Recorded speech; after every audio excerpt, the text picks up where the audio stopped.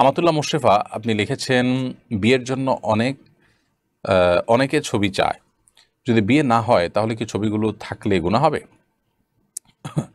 বিয়ের জন্য যদি কেউ ছবি চায় তাহলে সেক্ষেত্রে লোকটা কতটা অথেন্টিক, তার ভিতরে তাকওয়া কতটা আছে, তিনি হালাল হারাম কতটা বুঝেন এবং কতটা আল্লাহর ভয় আছে, তিনি এই ছবিটা নির্দিষ্ট সময়ের পর যদি বিয়ে না হয় তাহলে সেক্ষেত্রে ডিলেট করে ফেলবেন এবং কতটা, এই বিষয়গুলো নিশ্চিত হয়ে তারপর তাকে ছবি দেওয়া উচিত,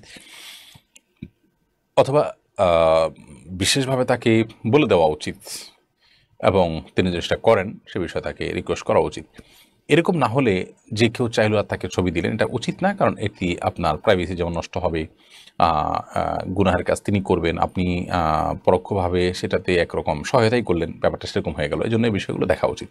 আপনি আপনার চেষ্টা অনুযায়ী, সাধ্য অনুযায়ী আপনি চেষ্টা করেছেন, তারপরও যদি তিনি এটি করেন না, ডিলিট করেন, নিজের কাছে রেখে দেন, তাহলে সেক্ষেত্রে ইনশাআল্লাহ এর দায় আপনার আসবে না, তার উপরে থাকবে। এরপরে মুশফিকুর রহমান আপনি লিখেছেন, বিয়ের সুন্নাহ পদ্ধতি সম্পর্কে কিছু বললে ভালো হতো। বিয়ের সুন্নাহ পদ্ধতি নিয়ে অনেক বিস্তারিত কথা বলার সুযোগ নেই, তবে আমরা এটুকু বলি যে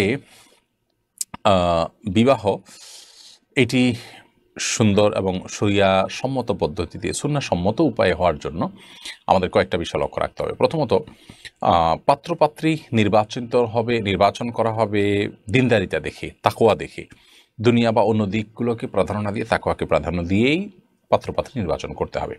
দ্বিতীয়ত, মহরের পরিমাণ থাকবে সহনীয় পর্যায়ে, শুধুমাত্র প্রদর্শনের জন্য বড় কোনো ফিগার না হেঁকে বাস্তবসম্মত এবং সহনীয় পর্যায়ে মহর ধার্য করা হবে। তৃতীয়ত, কোনো যৌতুক থাকবে না, এমনকি মেয়ের বাবার বাড়িতে শত শত মানুষ গিয়ে খাওয়ার যে কালচার আছে সেই কালচারটাও থাকবে না।